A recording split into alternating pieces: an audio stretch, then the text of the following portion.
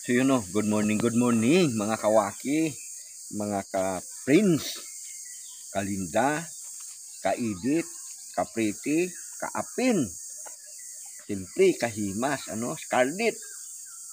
Good morning, magandang araw, magandang hapon sa inyong lahat at sa lahat ng ating mga OFW dyan. Shout out po sa inyong lahat.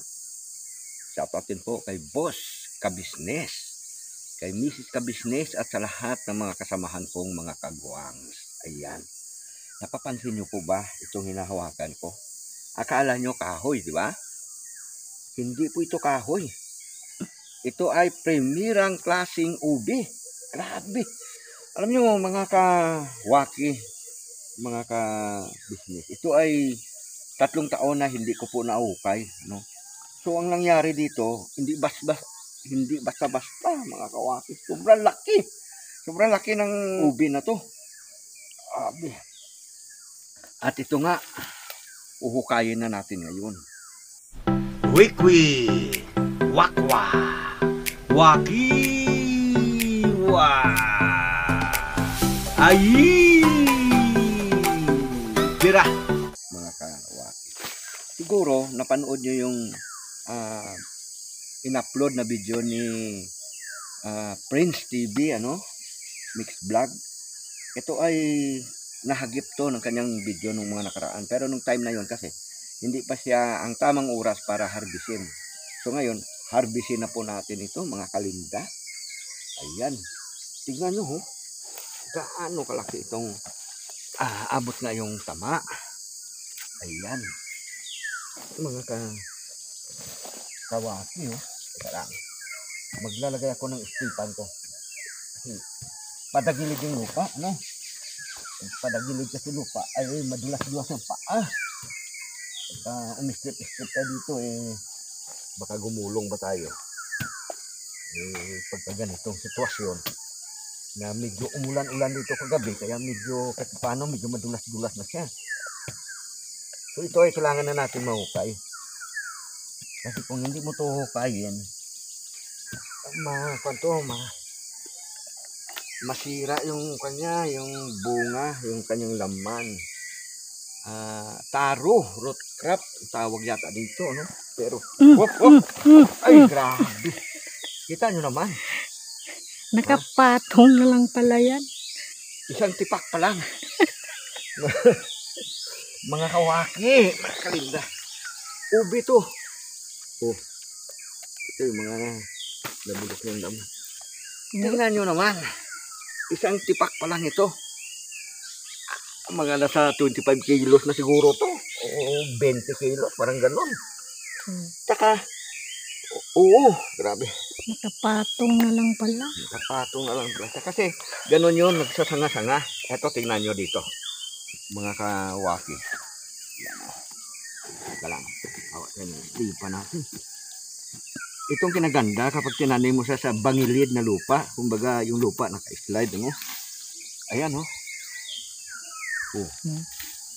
Mukhang kahoy lang siya. Grabe hanggang dito Grabe ang laman. Grabe. Ayan, magkaalaman na ito. Gaano ba talaga kalaki ito? Hanggang dito Nakain niya na yung lupa. Kaya tutok mo nga rito. Hanggang dito sa puno. Grabe naman. Punong-puno. Giant taro. Giant ubi. Bahala kayo kung ano tawag nyo dyan. Pero ito talaga, malaki. Gusto ko nga sana si Ma'am Edita Mixed Vlog ang maghukay nito. Kaya lang mukhang hindi naabutin sa kanya kasi nagsimula na siyang magtubo. Ganun kasi ugali ng ubi, mga kalinda, Tingnan nyo, ayan simula na umusli yung kanyang usbong, Ito, yan. Mayroon na siyang usbong, kaya kailangan ma-harvest na natin. Ayan lang ang lupa niya. Kunti lang ang nakakapit na lupa sa katawan. Umaangat na kasi siya. Puro na laman. Umangat na kasi. Ayan, tingnan yung laman niya. Pababa. Laman niya ng dalawang Pababa siya. pababa. Yan. Tignan natin kung ano ang forma ng laman niya. Siyempre, dandahan kasi pag masugatan Sa taas natin. kaya ilagay ang lupa. Ha? Para pagbalik mamaya, may lupa siya. Lagyan natin lupa. Sa taas. Babasan. Mga yung laman niya. Grabe.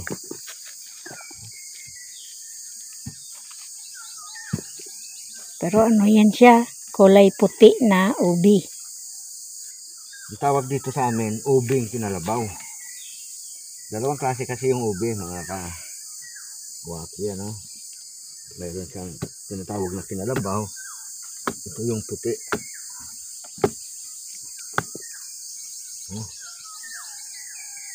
Ayan.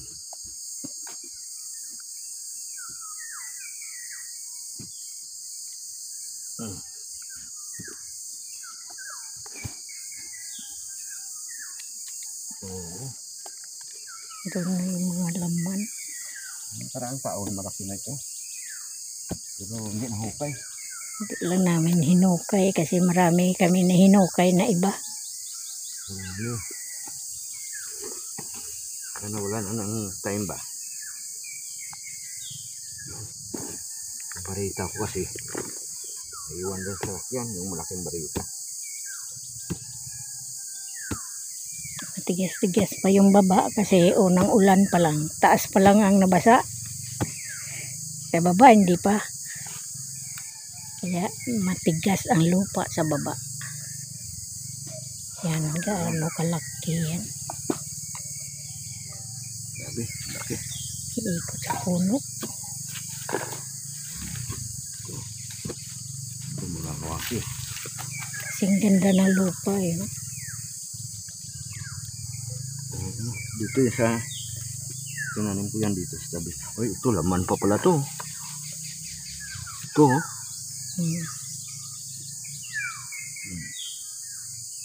Tandahan lang. Yan. Tandaan lang natin. Sama puwersa matipak ba. Ayan mga kawaki. Sabi.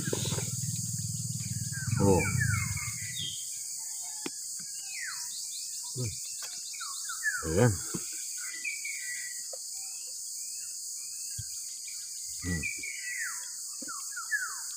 Lupa pa lang yan ang tinatanggal ha. Lupa lang. Lupa pa lang yan. Para makita niya talaga yung buo na laman. Makita natin kung gaano ka palaki yung kanyang forma ba mga ka-waki, mga kapanan.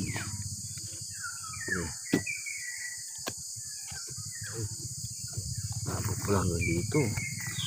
Ay, ang laki nito. Laman yun. Laman, Pababa pa yan. Hanggang dito siguro yun, Parang naabot yan hanggang dito. Parang nandun laman. Ito pababa. Ito ang laman na ito. Ito laman niya pa, sa baba. Tapos, wala dito yan sa taas, Ito may nakapatong. Kunin natin ito. Ito yung pinaka-anak-anak niya. Ayan.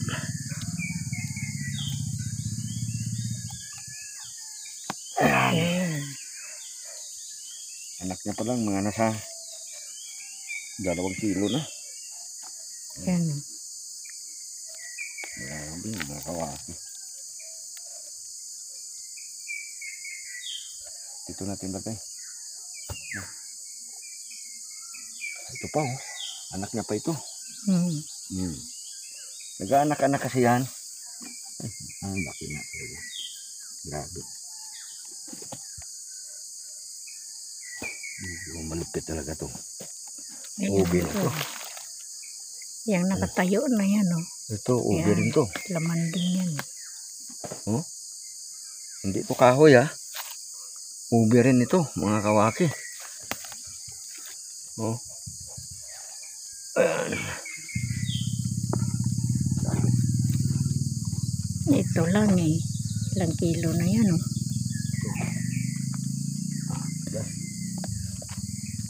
Hindi yan. Malalim. Malalim yan, friend.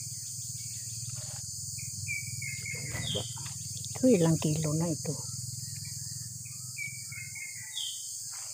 Ilang. Ay! Tira! Dami. Klasin na natin yung bandang baba niya na laman. Ayan o. Nagpapatong-patong kasi. Ayan o. Ayun.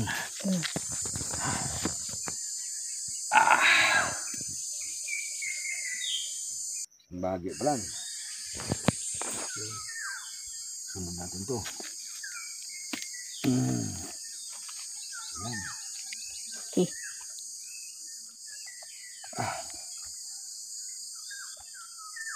Ayan. Okay.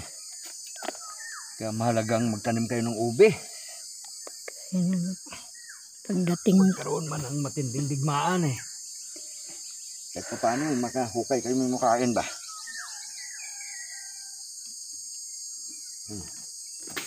Kaya nabang ko na talaga itong mga ito. palit sa kanin yan. Yan lang ang makain mo. Okay na.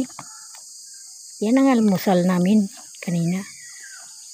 Oo, ito yung Violet naman yun. almusal namin kanina. Grabe oh. Tinira na ng anay. Wala kawaki. Uy! Ayan. Oh, ito, isang tipak na naman. Grabe. Oh, Okay. dami oh, kabulukol-bukol.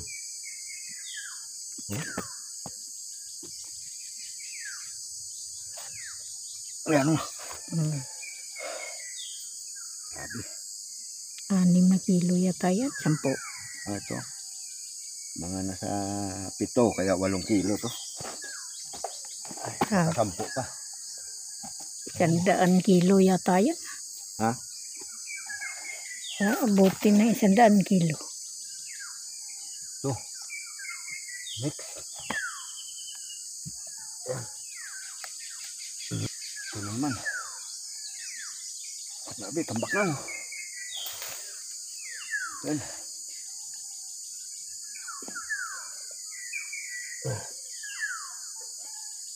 Tipak-tipak lang mga kawaki. Ito.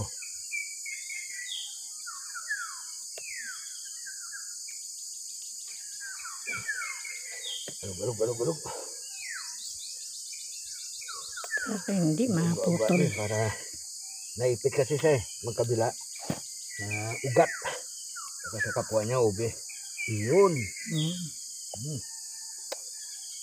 Parang bayag ni Jonathan. Ayan. Yan lang eh, sapat na. Grabe, isang ano yan, kainan. Kabraso sa kainan, grabe. Tarang to. So, mukhang malalim ang laman ito. Mga kawaki. Ayan.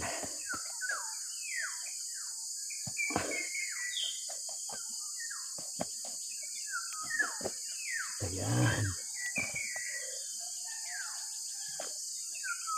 Yung malalim yung kanya eh.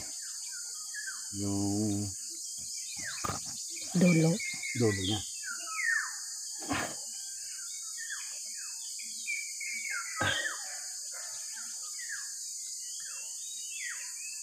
Mahirap kasi pag nabali.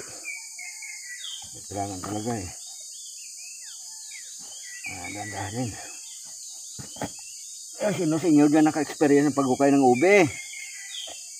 Mga kawaki, mga kalinda, mga kaidit. Hindi pa ito masira hanggang pagdating dito ng idit. Matagal masira yung ube. Kahit Nahukay mo na siya. Kahit 5 buwan pa. Okay pa siya.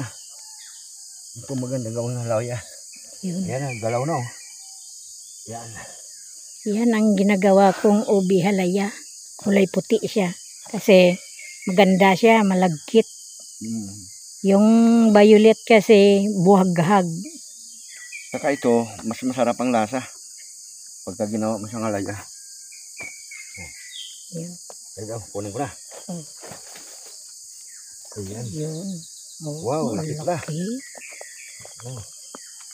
Ang laki niya. Oh, Oh. sabi. 10 kilo. O 12. Ayan. Kabigat. Sabi. Ito pa. Ayan pa. Medyo mahirap to.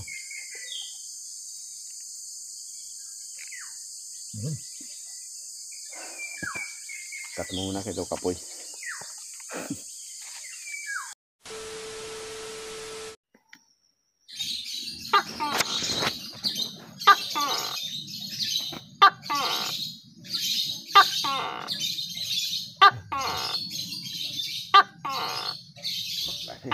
Bawasan uli yung lupa.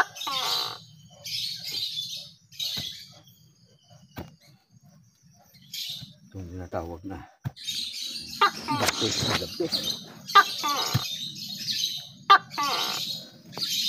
Yung nakarang taon, nakahukay din tayo ng ating ube. Pero malaki rin yun. Pero hindi siya kasing laki nito. Kasing dami ba? Yung iba kasi isang isang braso lang pero mahaba.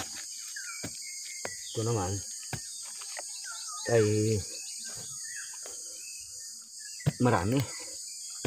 Nagsanga-sanga siya ng anak-anak ba?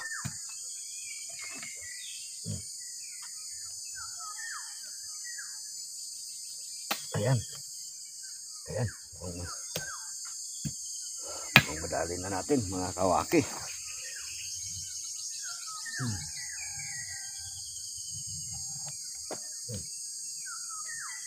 Uy. Huwag ka mabali.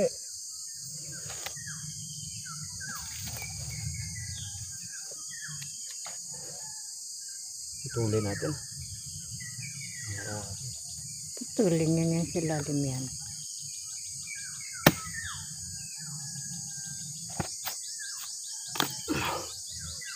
Kasi naipit yung sa lamin. Ang laki. Yun. Wala to oh. Yan oh. Grabe. Mga 6 na kilo. Ang ube kasi, mabigat talaga yan mga kawaki. Mas mabigat sa kumpara sa kamuting kahoy, sa kamuting baging. Mas mabigat siya.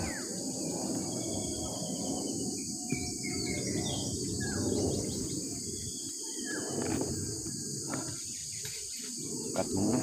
Masyado mahaba. Wow!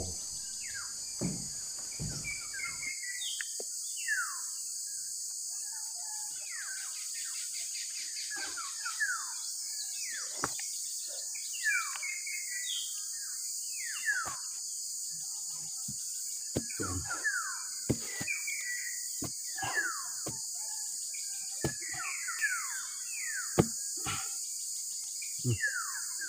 Limat.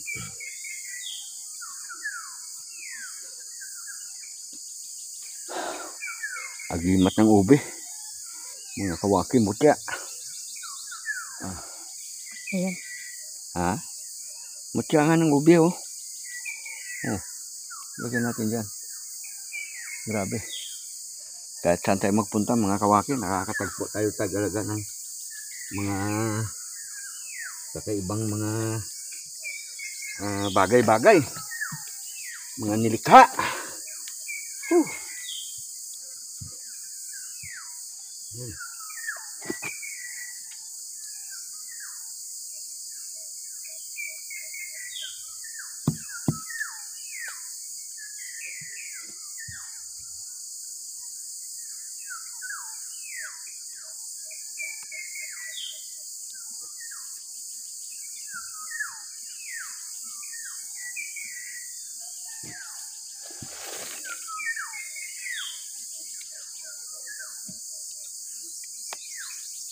Maipit kasi siya ng ugat mga kawaki.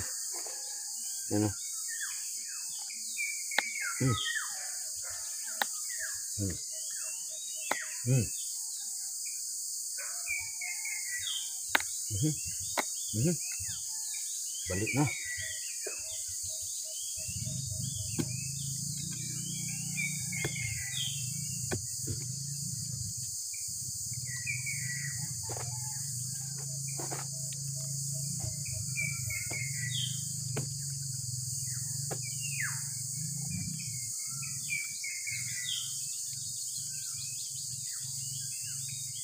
Lulu lang muna yan. Waki.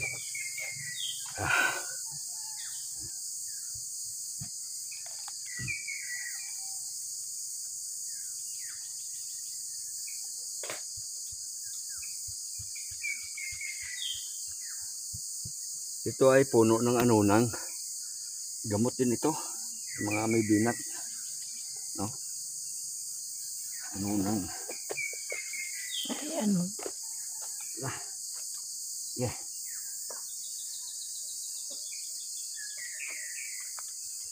Yan, lulukuyin muna natin. Kakabunutin. Nadali ko. Ayan. Whew. Grabe. Ay, grabe mga kawaki. Ayan. Palagay Kilo nyo. yata yan. Palagay nyo ilang kilo lahat yan. Mga nasa 100 siguro. Ganyan lahat ng laman, no? Isang puno lang yan. Mga kawaki. Isang puno lang. Oo. Ang kulay, akala mo, ano lang, Daw kahoy lang ah. puno ng kahoy, ugat ba? Oo. Yung pala, laman ng ubi. Yan. Kasarap na ubi yan. Kasarap igawing halaya. Ayan na. Maghahalaya tayo. Maghahalaya daw. Grabe. Nakita mo na yung tambak niya. Grabe no. Dami no. 100 kilo. Dati nating hinukay na 100 kilo. Pahaba naman yun, mga yun. Ito naman, paano siya? Pabilog.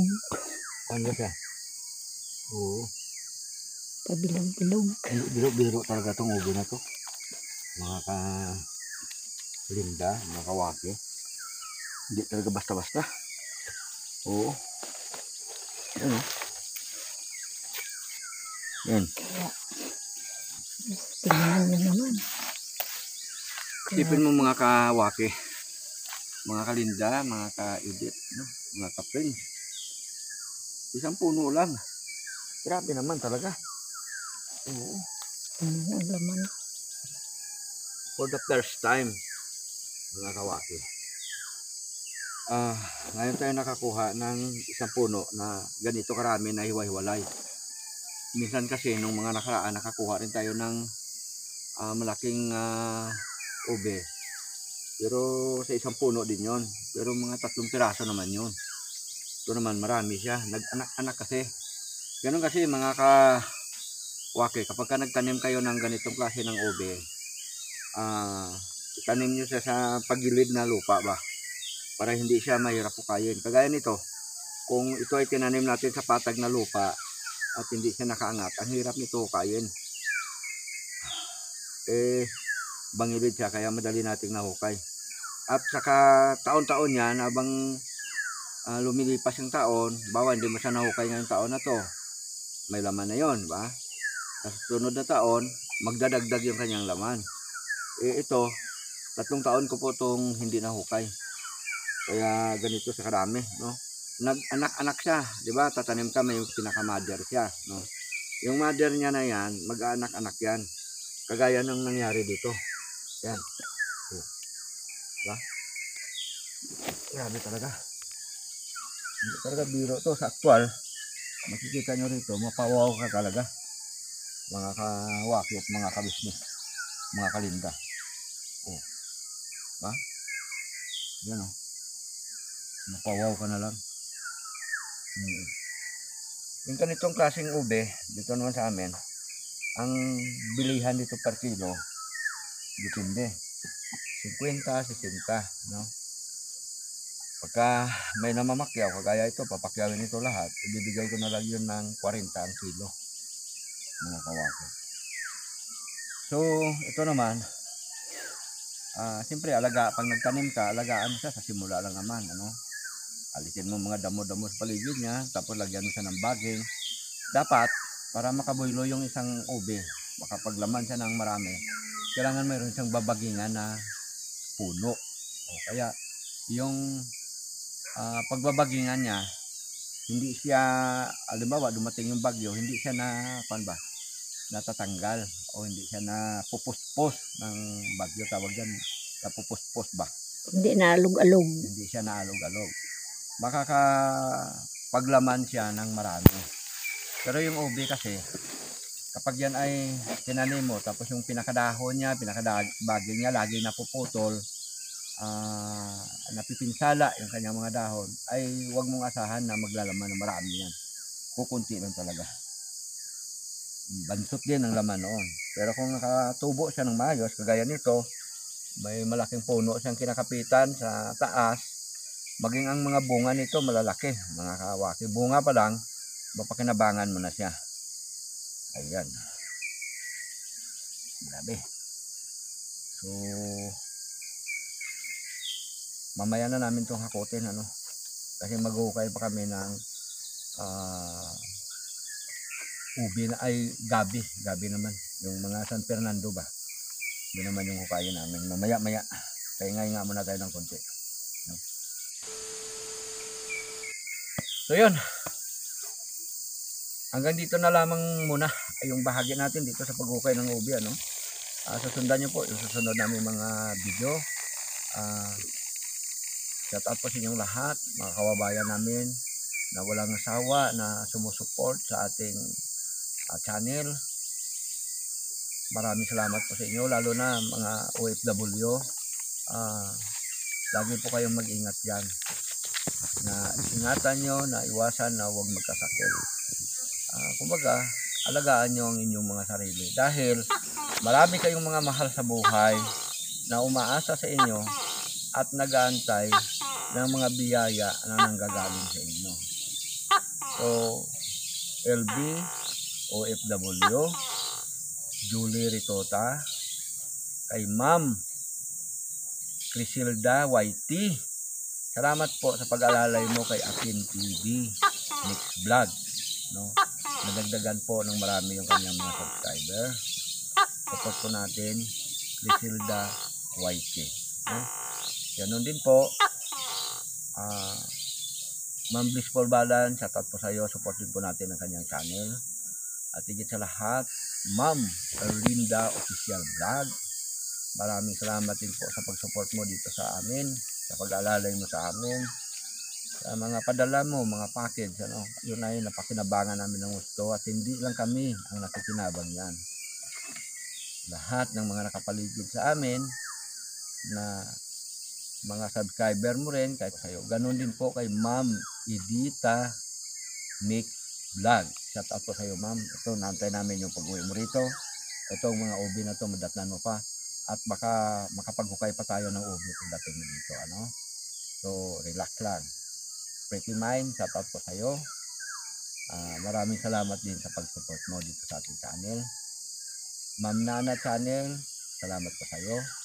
Bisprin Italy, maraming salamat din po. Kahimas TV, shout out po sa iyo. Siyempre, support din po natin yung Apin TV Mix Vlog. Pakidalaw nyo po yung kanyang channel. Ayan po. Yan. Pakidalaw nyo po mga kawaki, ano. Kamarikoy, shout out po sa iyo. Tuna Bermijo. Tuna Bermijo. At saka Merlina Mixed Vlog, shout out din po sa iyo. Support din po natin yung kanyang channel, no? At saka sa mga hindi ko nabanggit. Shout out pala kay Ma'am Sophie. May sakit si Ma'am Sophie. Ay, Ma'am Sophie, shout out po sa iyo. Magpagaling po kayo. Pinaka mahalaga sa lahat ang kalusugan. Siyempre, yun ang ating kayamanan. Magpagaling po kayo. Maraming Git- salamat din po sa mga ibinigay mo sa amin. Yan Git ay Wilson tinatanaw po, namin ng ma'am. utang na loob. Si Ma'am Jet at saka si Sir Git. Jeep. Yan. Shout out po sa inyo. Magkakapatid sila, di ba? Magkakapatid silang tatlo. Yun. Shout out po sa inyo. No? Siyempre, Ma'am Nura Bryant. Shout out po. Kay Sir Miroy Espinola. Shout out po, Sir, sa iyo. Maraming salamat po sa binigay mo sa aking GoPro. Talaga napakinabangan ko ng gusto. Sana po gumaling na po kayo kaagad sa inyong karamdaman. Yung maalis yung inyong sakit. Baka pagbakasyon na po kayo ulit dito sa Pinas. Sir Miroy, salamat po ng marami din kayo. Yan. Siyempre, sa iba pang mga subscriber natin, mga solid viewers natin, sa tuwing tayo ay nagla-live, nagpapadala sila, nagpapalipad sila. No? Salamat po sa inyong lahat. Yan ay tinatanaw namin na malaking utang na loob. No?